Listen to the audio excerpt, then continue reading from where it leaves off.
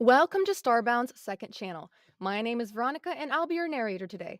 But before we get into today's story, please check below to see if you've subscribed to our channel. It's 100% free and just allows our stories to pop up on your feed more often. Standing at the very top of the non-sapient species was the Phloryx, the undisputed deadliest animal in the galaxy. In contrast, among the sapient species, humans held the top position on the list of the most dangerous. This eventually led to the legendary partnership that would inevitably result in the foundation of the First Galactic Empire, a period of time known as the Beast Tamer's Age. The following transcription is based on the earliest preserved observations of the Ultimate Alliance that once reshaped the power structure of the galaxy. "Are you filming, Zoner?" The recording began, showing shaky images of Professor Sorvar, who was crouching down behind a huge shrub, filled with purple leaves and thorny vines. The violet foliage reflected an eerie glow in the weak light of the early dawn, creating spots of shadows across the professor's scaled features. Dewdrops clung to the jagged edges of the leaves, occasionally dripping onto the soft moss-like ground beneath them. The air was moist with humidity, the image quality being good enough to spot the mist. Professor Sorvar was a typical Gridaran: yellow eyes, scaled face, and the bony crest over his head that arced backwards in three distinct ridges, each one marked with the faint green bioluminescent streaks that shone gently with his heartbeat. He was dressed appropriately in the dark protective suit designed to blend with the shadows of the jungle, its fabric reinforced at the joints and vital areas with flexible armor plating. Despite the practical nature of his attire, he hadn't abandoned the binoculars that a Xeno observer like him loved to keep around his neck. They hung there, an expensive piece of equipment that gleamed dully when caught by the occasional shaft of light that managed to penetrate the dense canopy above. The person behind the recording device, presumably a standard Gridarian, forehead attachment video capturing equipment of its time, was Zoner, someone whose appearance and background are unknown, saving for the employment relationship with Professor Sorvar. It was implied several times during the recording. The camera stabilization system struggled to compensate for his movements, creating a slight wobble in the footage that was characteristically of early xenobiological field recordings from this era. "Yes, Professor, I'm recording," said Zoner from off-camera, his voice louder than Sorvar's had been. His tone carried a hint of exasperation, suggesting this wasn't the first time they'd had this exchange. "Shh!" Professor Sorvar hissed sharply, despite being the one who had asked if it was recording. His yellow eyes widened with alarm, the vertical pupils constricting to thin lines against their golden backdrop. In a sudden movement, he pulled Zoner closer to him in the hiding spot, his scaled hand gripping the assistant's arm with surprising strength. The abrupt motion caused the image to lose focus, shifting to just purple leaves of the shrub, recorded from an extremely close distance. The camera now captured nothing but a blur of violet hues, interspersed with the occasional glimpse of thorny protrusions, its tips shining with some kind of natural secretion. "Keep your voice down," Sorvar whispered from off-camera, his tone a blend of irritation and concern. "This is the home world of the Phloryx. Being spotted means death." There was a pause, filled only by the sound of Sorvar's breathing. "Were you even listening to my explanation while we landed the ship? This isn't some university field trip where the worst that can happen is a failed grade." With the recording device still capturing just leaves, Zoner replied, "It's hard to remember everything you say when you never stop talking, Professor." The words carried a sting of insubordination, though tempered with a familiarity that suggested this wasn't their first expedition together. Sorvar laughed in a low voice. "It is only natural that someone who knows a lot about the universe would talk like a lot, my young friend." The leaves shifted and fell as Sorvar adjusted his position. "Make sure the lights from your camera are reduced to minimal brightness. The last thing we want is to be spotted by a creature who likes to play with his prey." He paused, and when he spoke again, there was an undercurrent of excitement in his voice. "We'll be the first to record Florix behavior in their home world. Such achievements don't come without risks." Zahner said nothing, but the image grew shaky, revealing a nervous adjustment of the recording equipment. The focus of the video slowly returned to Sorvar, who was now using his binoculars to observe something in the distance. His scaled fingers gripped the optical device tightly, adjusting the focus like someone who had done it 1,000 times. Suddenly, his eyes widened, and one of his hands dropped limply to his side, as if all strength had left it. Then his whole body began to shake, a tremor that started at his shoulders and worked its way down to his feet. "Record what I'm seeing quickly," the professor ordered Zahner, abandoning his observation to use his arm to pull Zahner closer. His voice was barely above a whisper, but the urgency in it was unmistakable. "Point it to where I'm pointing! Don't miss this!" The video recording became unfocused, and after showing leaves in total darkness as Zahner fumbled with the equipment, suddenly an image appeared. Just a spot of light at first, then zooming in until it took the shape of a creature standing beside a massive tree trunk. The autofocus struggled momentarily before sharpening the image, revealing details that would someday be studied by xenobiologists across the galaxy. There, illuminated by the soft glow of the twin moons crossing the dense canopy, stood a blue-furred, winged creature with a short tail that moved occasionally with apparent curiosity. Its body was compact, no larger than a typical pet animal, with short claws that gleamed like white crystals. The Florix's fangs were barely visible, just the tips protruding from its small muzzle as it sniffed at something in a hole in the tree. Its most striking feature, however, was its oversized eyes with perfectly round pupils that seemed to absorb the darkness around them, reflecting back an intelligence that seemed at odds with its diminutive size. The video showed it using its small muzzle to sniff something in the hole in the tree, its whiskers longer than the hole itself. Growing frustrated with whatever eluded its reach, the Florix pushed its whole head inside the hollow, wings folded tight against its body as it strained forward. For a moment, it appeared to be making progress, then suddenly found itself comically stuck. Its back legs scrambled against the tree bark, finding no purchase as it struggled. Finally, using its front paws with surprising dexterity, it managed to free itself, only to tumble backward with its belly up, wings splayed awkwardly as it rolled onto the ground comically. Zahner pointed the recording device to the unremarkable leaves on the ground, and his voice came through clearly, tinged with disbelief and more than a little annoyance.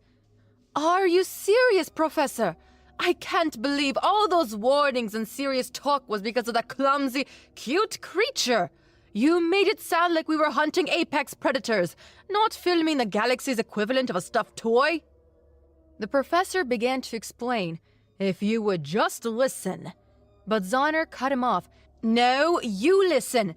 You've been going on about mortal danger since we landed." "That's because nothing. That thing is adorable. It couldn't hurt a larva if it tried." "If you would just let me. You're unbelievable," Zahner continued, his frustration evident in every word. "I'm even wondering if you have the credits to honor my contract for bringing me to this world as an assistant. Was this whole expedition just some elaborate joke?" The professor finally lost his patience off camera as Zahner lowered the recording device a bit too far. "You're a very bad assistant who is currently recording the ground instead of the subject. You're a fool if you think the Florix is just a harmless creature." His voice dropped to a hiss. "What you so dismissively described as cute is the apex animal of the galaxy. It has 7 different ways to kill you without even touching you, and what you call clumsy is a sassy behavior of a creature that doesn't need to feel anything in this ecosystem. In the jungle of this death world, Anything that has the privilege to be so silly must be at the very top of the food chain. That's basic logic. Something you seem to struggle with, Zona. That little thing. Zonner's voice now showed hints of conviction wavering. After briefly capturing the professor's displeased face, with its scales flushed a darker shade in what was clearly the Gridarian equivalent of anger, the video returned its focus on the distant creature. The Florix was now in a small clearing, licking its paws as if it didn't have a single concern in the world, its wings occasionally stretching out to catch the warming rays of the rising sun. The video remained fixed on the scene for a few minutes, capturing the Florix's seemingly innocent grooming ritual. Zonner eventually broke the silence, his voice considerably more subdued than before. I still find it hard to believe that this little thing is a predator to anything other than small animals and insects. It looks like it would run from its own shadow. The professor simply sighed, a sound that conveyed clear resignation and a certain professional patience. You'll see it in action in due time, if you're competent enough with that recording device. Let me offer an explanation. Not for you, since you're clearly a lost cause, but for posterity and whoever will use this video in the future. You're insufferable, you know that? Zonner muttered. Yet in the end, he still asked for the explanation, shifting to the image of the professor himself, likely tired of recording the Florix licking its paws. Fine, educate me, O wise one. The professor's expression shifted from irritation to the unmistakable enthusiasm of a scientist about to share his life's work.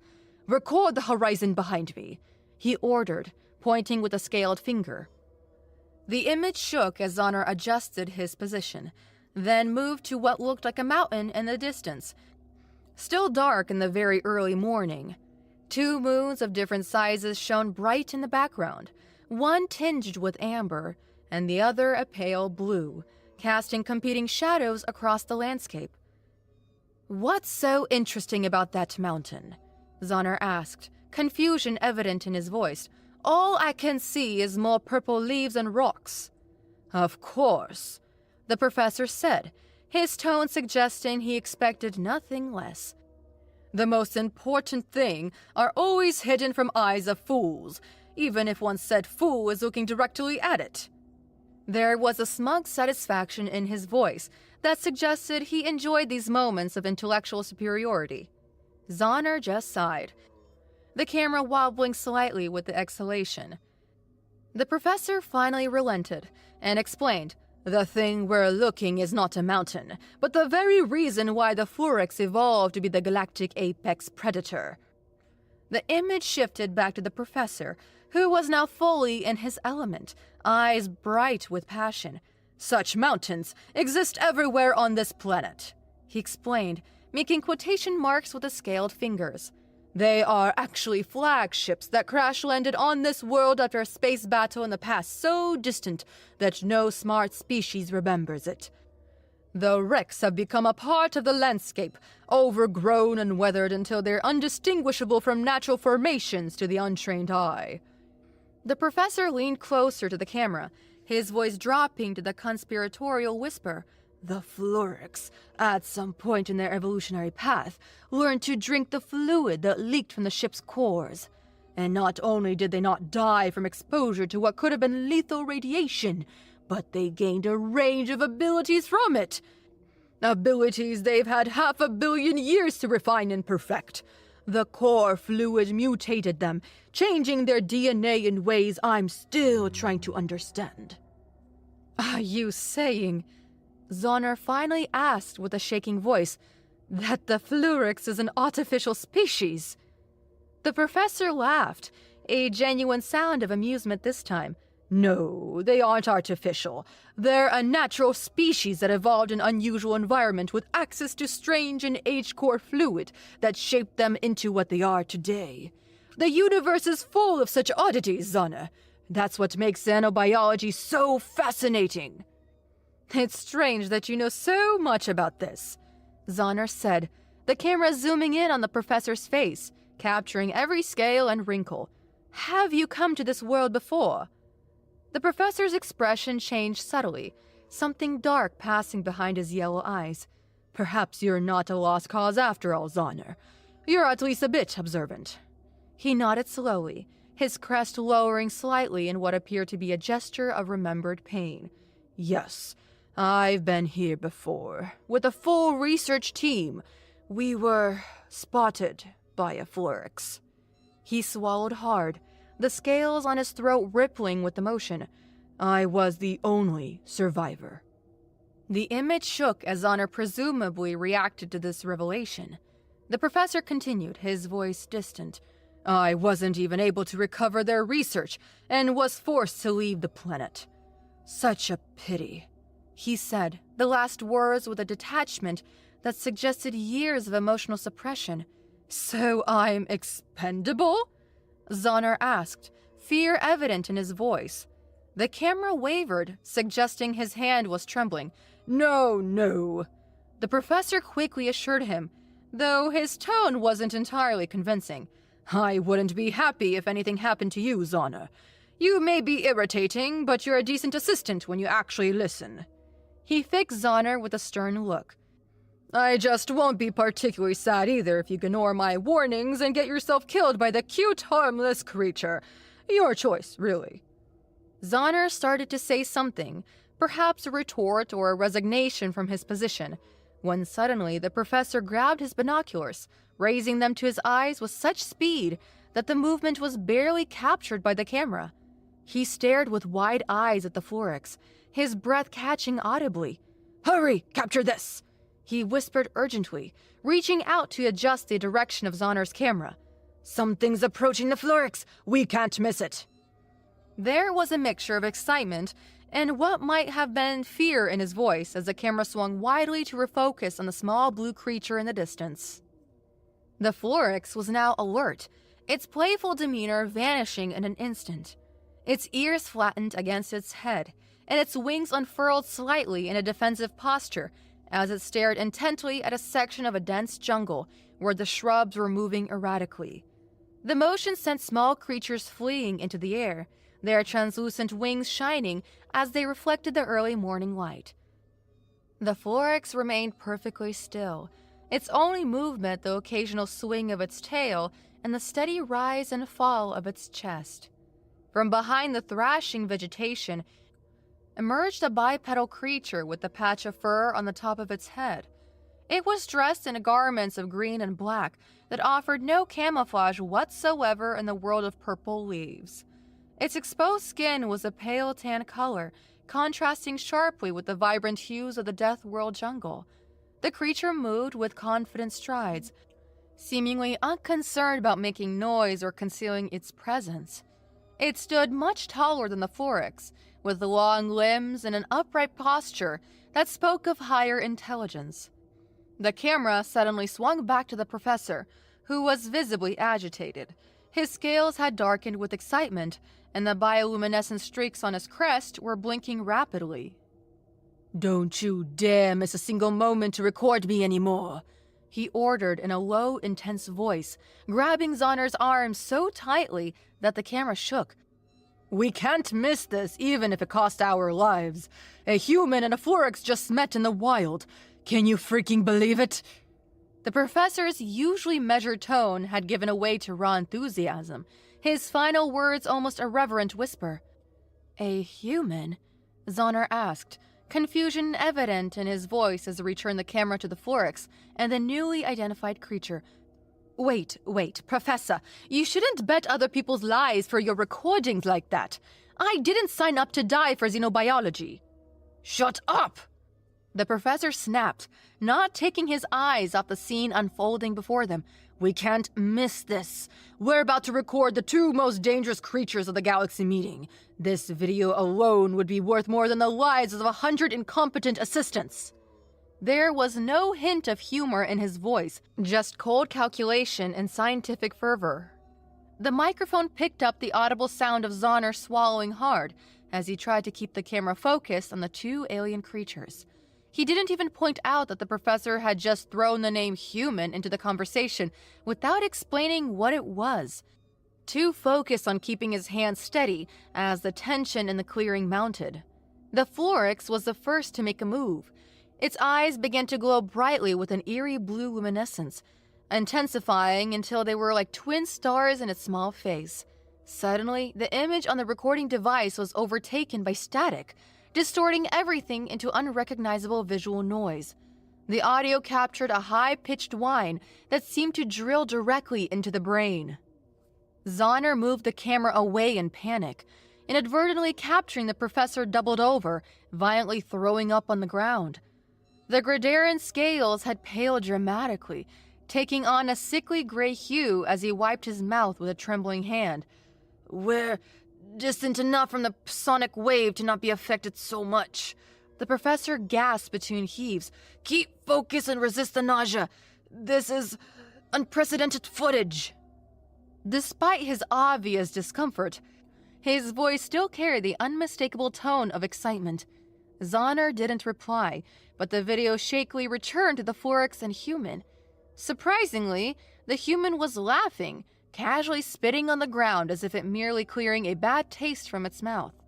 A low sound captured faintly from the distance appeared on the video. "Nice try, little one," the human said, its voice carrying clearly through the jungle air.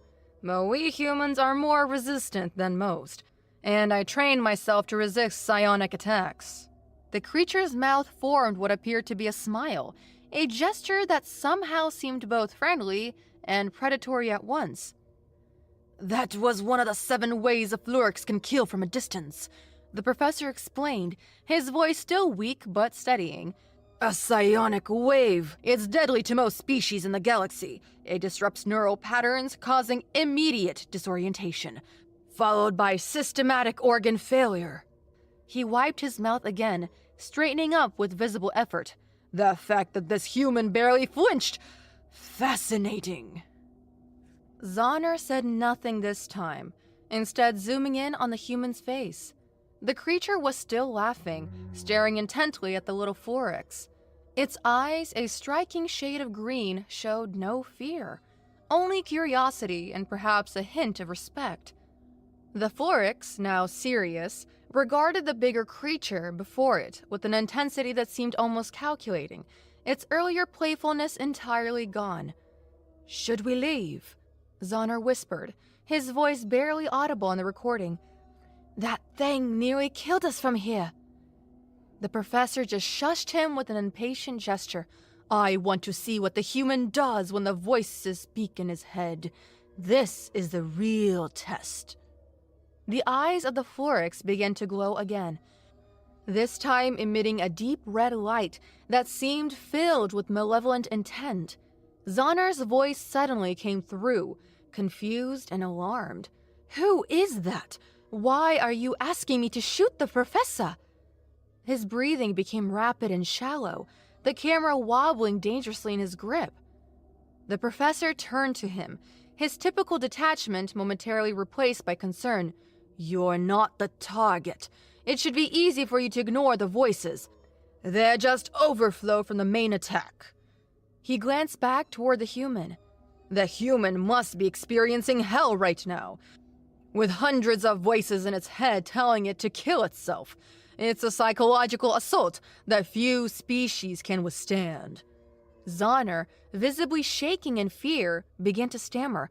That was terrifying. The voices were so clear, so convincing."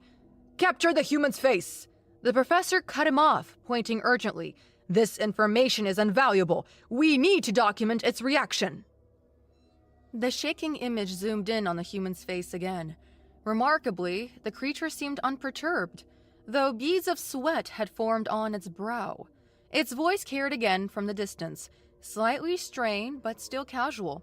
Not bad at all," the human praised, wiping its forehead with the back of its hand. "But the voices are just cute compared to my own schizophrenia." It tapped the side of its head with one finger. "When you hear voices all the time, what's a few more?" The professor's voice was full of fascination. "Incredible! Neither has been killed so far. Humans aren't known for their patience against aggression, and the Florix usually doesn't have to use its skill more than once. This is unprecedented. Zonner's camera captured both the human and the Florix, now locked in what appeared to be a silent standoff. I don't understand. Why are they just staring at each other and doing nothing? Look closely, the professor whispered. The human's hand is moving slowly toward its belt. If the Florix doesn't kill the human with its next attack, I believe the human will have time to draw its gun, and then it will be over. Either way, we're witnessing history. Zonner zoomed out, just in time to register a different glow in the Florix's eyes. A amber light that seemed to bend the very air around it. Suddenly, rocks and wood logs around the clearing began to float, hovering momentarily before flowing toward the human like deadly projectiles. Telekinesis! The professor breathed, its voice filled with awe. Another skill that's deadly from a distance. The Florix is manipulating matter directly with its mind. Zonner captured the human having a hard time with this assault, being forced to jump around and dodge the flying debris. The dance continued for nearly a minute, the human displaying impressive agility as it twisted and rolled to avoid being crushed. Eventually, the Florix's attacks began to slow, the objects failing to the ground with less force. The human has won this exchange, the professor observed, his tone clinical despite the spectacle. The Florix has tired itself out. Telekinesis requires immense energy expenditure. Now the human will draw his gun. This is perhaps a typical result when humans and Florix encounter each other in the wild. Zonner zoomed in on the human, expecting to see a weapon. Instead, to their surprise, the creature was holding what, upon further zooming, looked like a piece of dried meat, dark and preserved, held carefully between its fingers. What is it doing? Zonner asked, confusion evident in his voice. Is that food? The professor seemed equally perplexed. I don't understand. Why would it place food in front of a predator that just tried to kill it 3 times? The human set the piece of meat on the ground in front of the Florix and retreated to sit on a nearby rock, maintaining eye contact with the creature but making no threatening moves. This is idiotic, the professor muttered. It's letting the creature rest. The Florix will recover its strength and finish the human with its next attack. No species survives multiple concentrated attacks from a Florix, not even humans. A long standoff ensued, the recording capturing the tense silence as the Florix began to cautiously sniff the piece of meat. It kept its eyes fixed on the human, neither retreating nor consuming the offering. The human is trying to befriend the creature, the professor concluded, incredulity evident in his voice. But it will never work. The Florix isn't a domesticated pet. It's an apex predator. The human will be dead within minutes. Time passed with little action, and events began to unfold as the professor had predicted. The Florix's eyes glowed blue again, and the human suddenly clutched at its chest, its breathing becoming labored. The creature fell to one knee, its face contorted in pain. Then, unexpectedly, the human laughed. A strange sound, but a laugh nonetheless. It reached for something at its belt, and Zonner tensed, expecting to see a weapon at last. That's not a gun, the professor corrected, likely peering through his binoculars. It looks like some kind of medical device. Indeed, the human produced a small cylindrical object and unhesitatingly jabbed it into its thigh. Almost immediately, its posture straightened and its breathing normalized. You almost got me that time, little one. The human's voice carried across the clearing, but nothing that some extra adrenaline can't solve. Nice try, though. I respect the effort. The Florix now stared at the human with wide eyes, its expression almost comical in its confusion. The human simply approached it again, taking the dried meat from the ground and placing it right in front of the Florix's nostrils. Eat. The human's voice came again, gentle but firm. If I wanted to kill you, I wouldn't need poison. Utterly impressive, the professor whispered, his earlier certainty replaced by scientific wonder. Don't miss the details, Honor. This defies everything we know about interactions with Fluorix. The recording continued as the human sat cross-legged in front of the Fluorix, whose confusion was evident in its lowered ears and swishing tail. The standoff lasted for what seemed like hours, until the creature eventually gave in to the tempting smell and began to eat the piece of meat, its eyes never leaving the human. Despite its obvious distrust, it made no further attempt to attack, even though it had clearly rested enough to do so. The red sun of the planet had risen fully now, bathing the clearing in a warm crimson light. The human gradually became more tactile with the little creature, occasionally reaching out to touch its wing or stroke its back. The Fluorix seemed annoyed by these liberties, yet not annoyed enough to retaliate. It simply huffed and shifted position, sometimes batting at the human's hand with a paw that could have easily torn through flesh. "My knees can't take it anymore," Zahner complained, his voice strained from hours of crouching. "I'm tired of recording this. Nothing's happening." "Shut up and continue," the professor ordered, though his own voice betrayed his fatigue. "This is valuable data." Eventually, when the image was already being handled poorly with bad framing and incorrect focus, the human's voice came from the distance again. The creature was speaking to the little Fluorix as it could understand every word, its tone conversational and friendly. "Aren't you tired of bullying the big creatures of this world?" the human asked, gesturing expansively at the jungle around them. "Don't you want to see the wider galaxy?" It pointed upward, toward the sky visible through gaps in the canopy. The Fluorix, swaying its tail lazily, just stared at the human and emitted a strange chirping sound that was neither threatening nor particularly friendly. "There are countless weird creatures out there that you could bully instead," the human continued, undeterred by the lack of comprehension. "I could get you an endless supply of opportunities to show your strength if you follow me. What do you say to that, little death machine?" Zahner tried to ask something, but was immediately shushed by the professor. The video showed the Fluorix regarding the human for a long, tense moment. Then, to the observer's amazement, it climbed onto the human's shoulder, settling there like it had found its natural perch. Together, the strange pair disappeared into the woods, the human's confident strides unimpeded by its deadly passenger. What did we just witness? Zahner finally turned the camera to the professor, whose expression was unreadable. "Either an isolated case that will be the star of a legend," the professor said slowly, his voice heavy with implication, "or the end of a galactic order we once know it." "It can't be that bad," Zahner began to argue, but the professor cut him off with a sharp gesture. "I've lost interest in observing the Fluorix," he said abruptly. "We're going back to my ship, and you will be paid triple the agreed value to never speak of what you saw to anyone." His tone left no room for negotiation. "I don't understand," Zahner started, but the professor simply reached for the recording device, and the image suddenly ended. End of transcription.